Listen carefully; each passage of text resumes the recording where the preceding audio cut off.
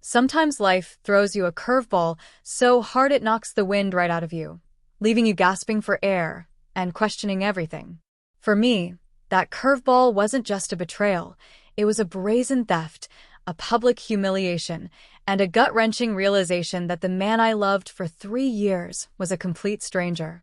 My boyfriend, Felix, stole nearly $2,600 of my hard-earned savings, money I'd meticulously scrimped and saved for our future apartment, to take another woman on a lavish vacation. When I finally confronted him, he just rolled his eyes, dismissed my pain, and said, "Relax, you'll get over it." But what he didn't know was that this was just the beginning of a nightmare he wouldn't soon forget. Felix and I had been together for over 3 years. We weren't living together officially, but he was at my place most nights because my apartment was a quick 15-minute commute to his job, while his was a 40-minute drive. We even talked about getting a place together next year, when my lease was up.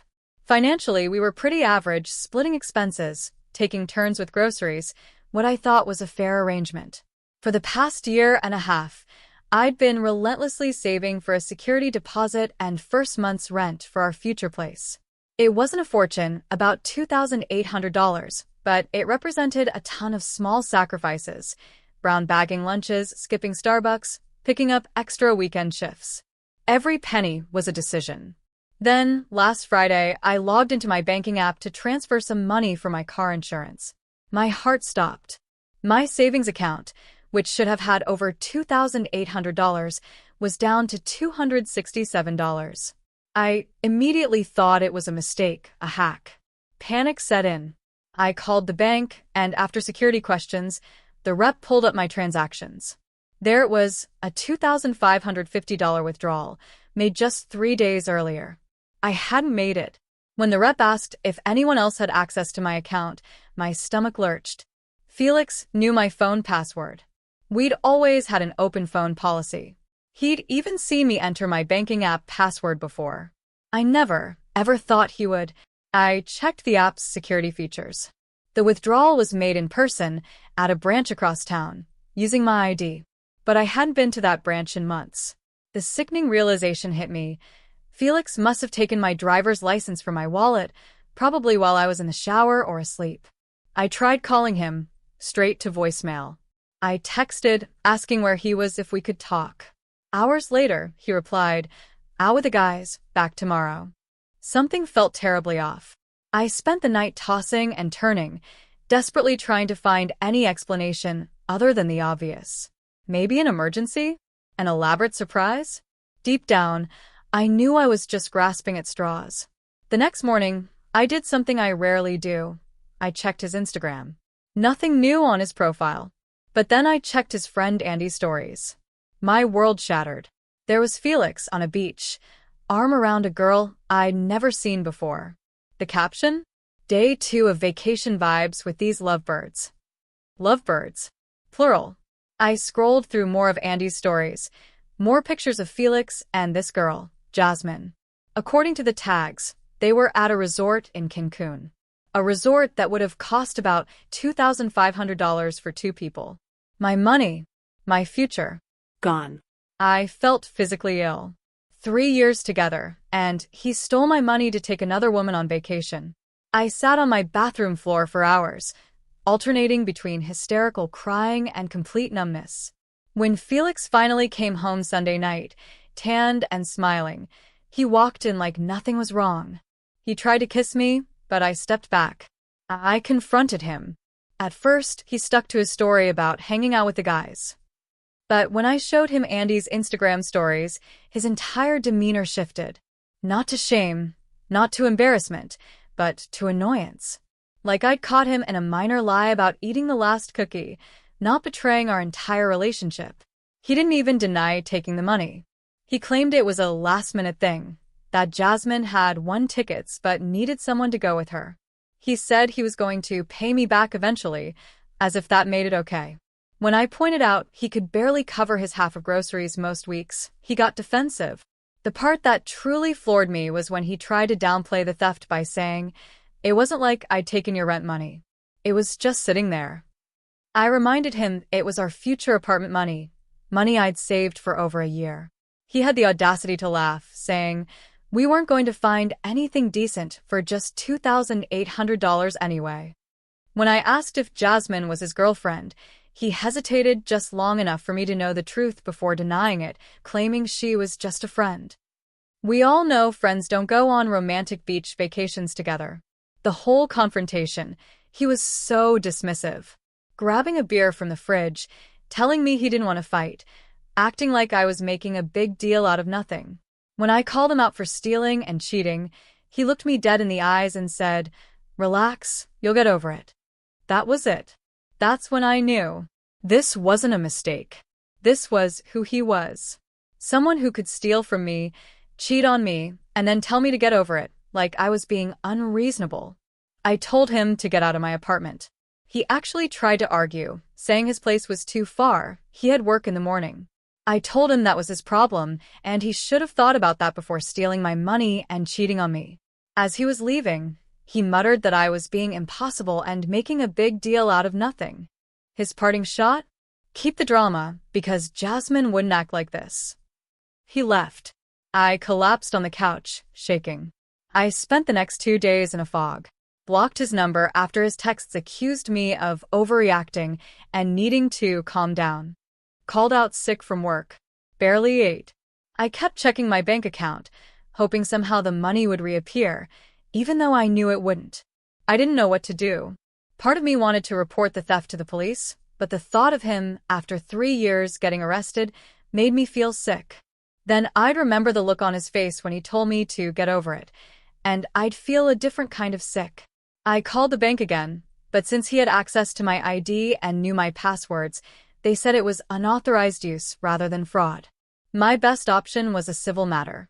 I started changing all my passwords, getting a new bank account, and planning to change my locks. I didn't think he'd try to come back, but I truly didn't know who he was anymore. I just needed to get this out. I felt like I was drowning. Update 1. The public humiliation. Thank you to everyone who commented on my last post. Reading your words made me feel so much less crazy and alone. It's been a week since I kicked Felix out, and the first few days were a blur of crying and barely eating. I kept thinking maybe he'd find a way to contact me, to tell me it was all a huge misunderstanding. I went back to work on Wednesday. I just couldn't afford to miss any more days.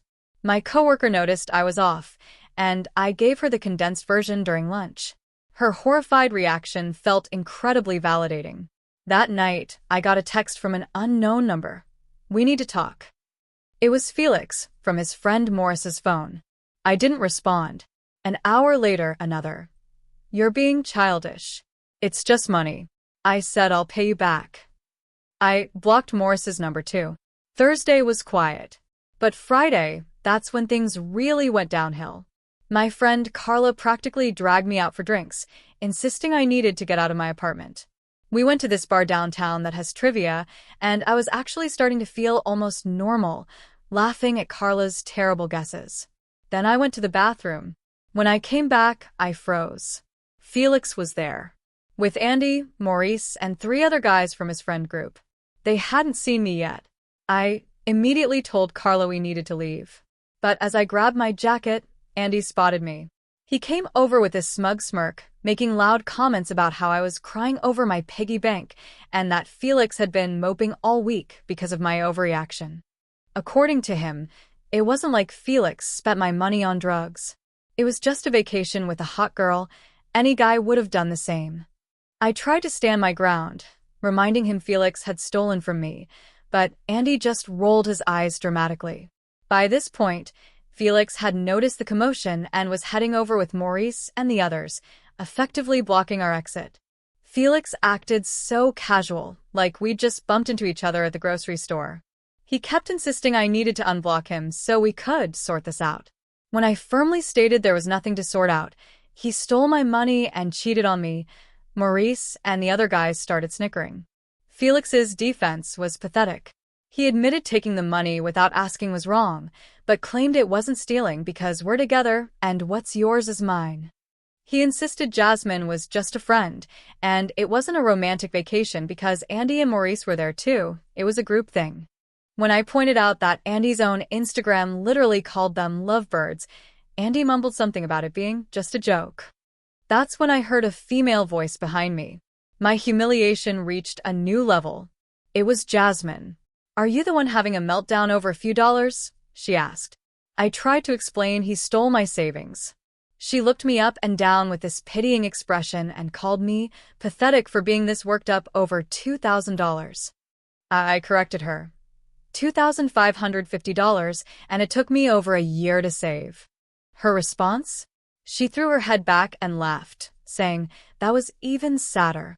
I looked at Felix, waiting for him to defend me, to tell her to back off. Instead, he was staring at the floor with a small smile playing at the corners of his mouth. That's when it hit me. He told them all about this. They'd been laughing about it. About me. The girl who was stupid enough to get her money stolen, who was pathetic enough to be upset about it. Carla, bless her, announced we were leaving and pushed past Maurice. As we walked away, I heard more laughter, and Jasmine made sure I heard her telling Felix he dodged a bullet by not being with someone that financially unstable. I made it outside before the tears started. Carla hugged me, then ordered an Uber. In the car, she told me Felix and his friends were always jerks and she never understood what I saw in him. Back in my apartment, Carla stayed over. We ordered pizza, opened a bottle of wine, and she just let me vent. She helped me block a few more numbers I hadn't even thought of. The next morning, I woke up to an Instagram DM from Jasmine. Curiosity got the better of me. The message confirmed my worst fears. She and Felix had been seeing each other for months. He'd been telling her we were basically broken up, just roommates. She claimed finding out he stole my money was gross, but wanted me to know the whole truth. This didn't start with Cancun. Months. All those late nights, the weekends he was helping his buddy move, the mysterious phone calls he'd take outside. It all made sense now. I showed Carla the message. She wasn't surprised. Men like Felix don't suddenly decide to steal and cheat, she said. They work up to it. We spent Saturday making a plan. First, I called my landlord. They agreed to send someone Monday morning to change the locks since Felix wasn't on the lease. Then, I went to my bank, opened a completely new account at a different bank, transferring what little money I had left. I changed all my passwords, set up two-factor authentication on everything. Carla helped me gather anything Felix had left behind into a box, some clothes, a toothbrush, a few video games. Nothing worth fighting over. Sunday morning, I woke up feeling different. Not better, exactly, but clearer.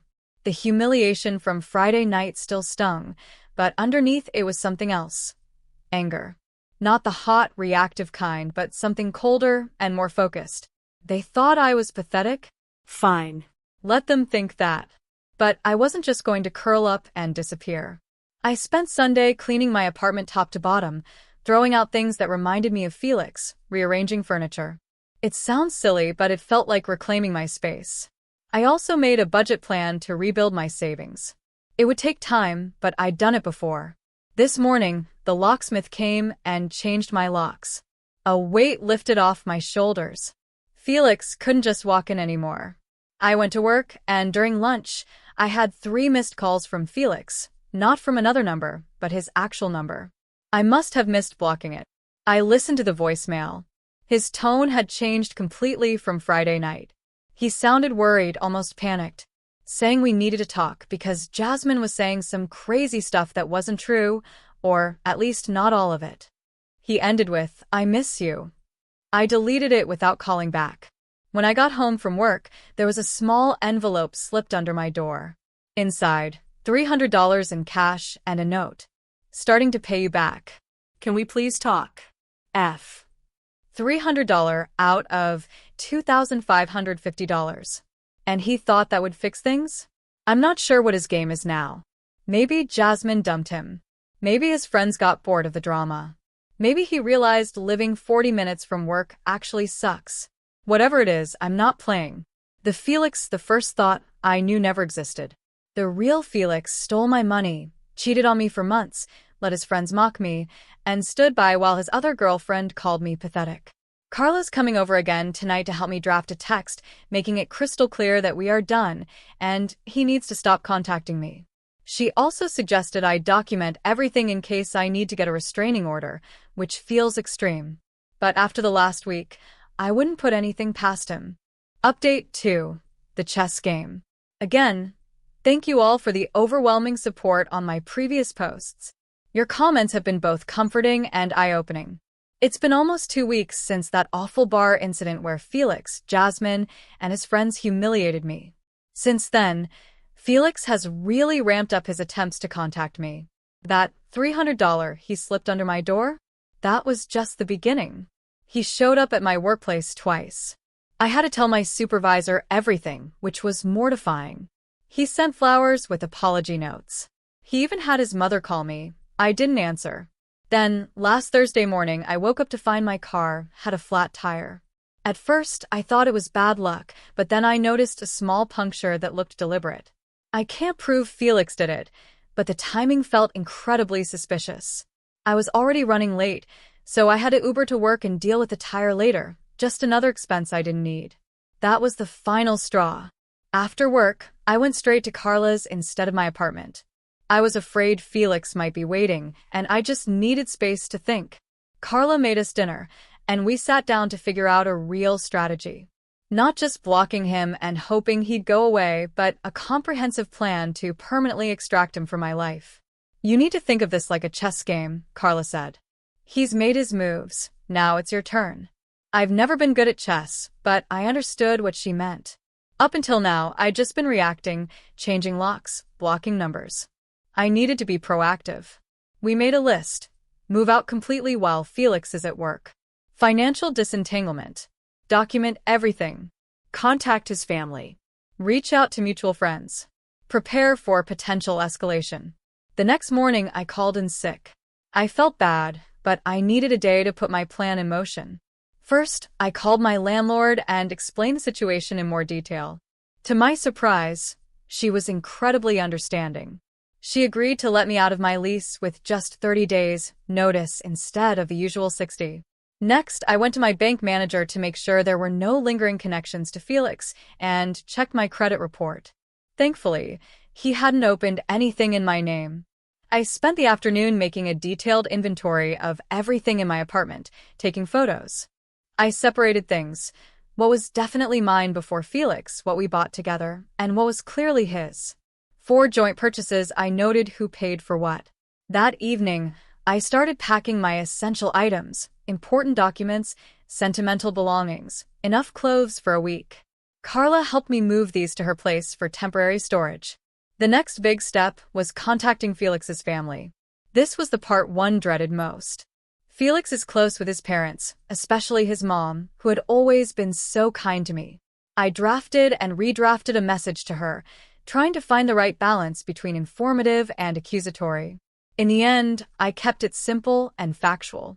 I explained that Felix had taken money from my account without permission, used it to go on vacation with another woman, and that when confronted, he had been dismissive and cruel. I included screenshots of my bank statement showing the withdrawal, Andy's Instagram posts from Cancun, and Jasmine's message confirming they'd been seeing each other for months. Her response came the next morning. Lena, I'm shocked and disappointed to hear this. I've raised Felix better than this. I'm so sorry for what you're going through. I'll be speaking with him. A weight lifted off my shoulders. She believed me. I hadn't realized how much I needed that validation until I got it. The next part of the plan was trickier. Reaching out to mutual friends. Felix and I share several friend groups, and I knew I needed to get ahead of whatever narrative he might be spinning. I decided to start with our most mutual friend, August. He's known Felix longer than me, but he's always been fair-minded. I asked if we could meet for coffee, and he agreed. At the cafe, I gave him the condensed version of events, showing him the same evidence I'd sent to Felix's mom. His reaction surprised me. I knew something was off, he said.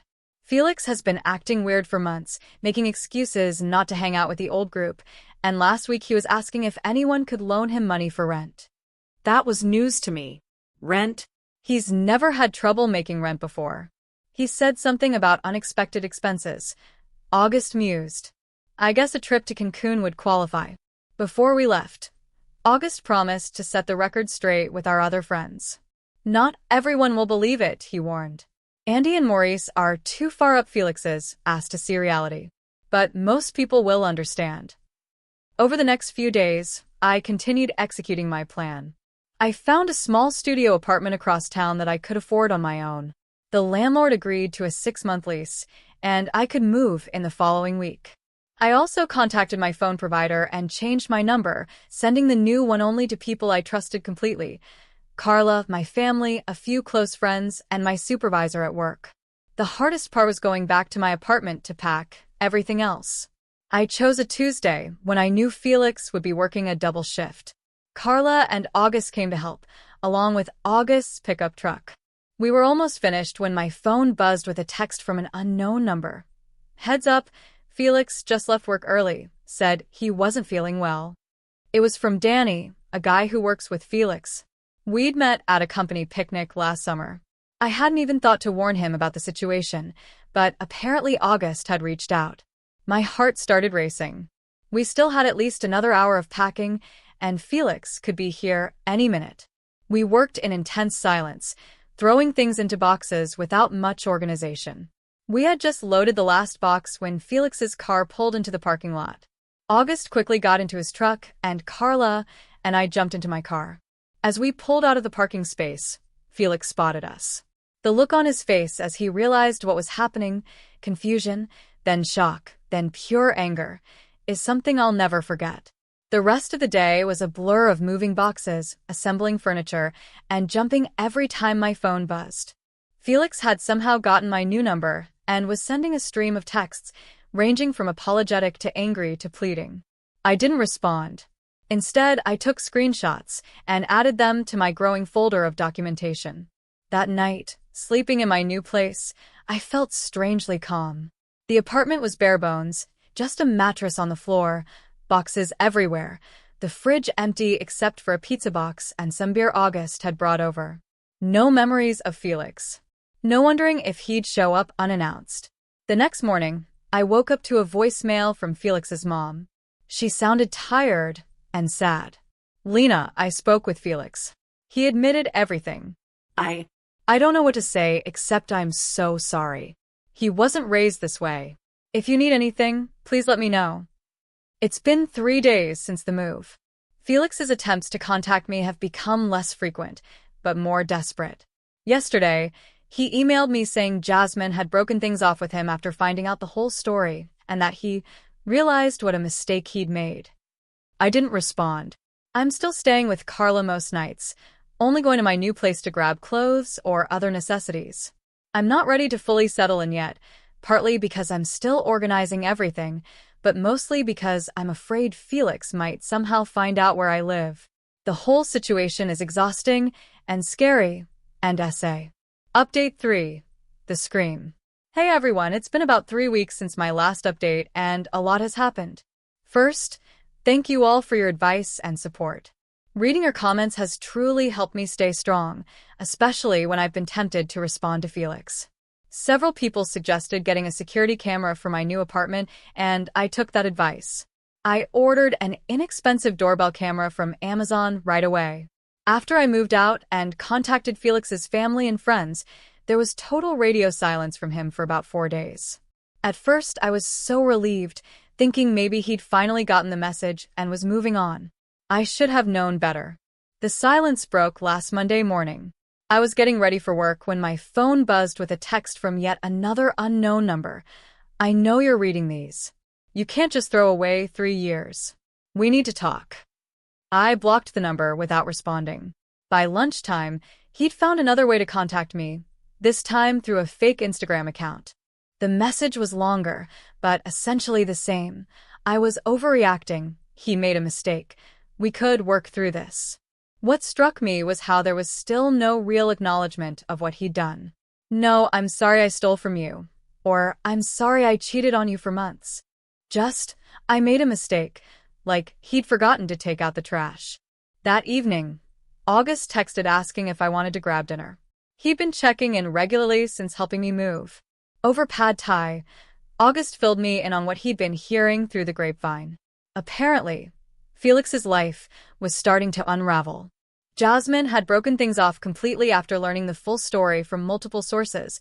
She'd been under the impression that Felix and I were basically just roommates who occasionally hooked up, not a committed couple of 3 years. Felix's parents had cut him off financially. I had known they were helping him with bills, but apparently they'd been covering his car insurance and phone plan. Andy and Maurice were still hanging out with Felix, but most of our other friends had distanced themselves. Most significantly, Felix was struggling with rent. His apartment was always more expensive than mine, and without my place as a crash pad closer to work, he was spending more on gas. Plus, he'd blown through his savings on the Cancun trip.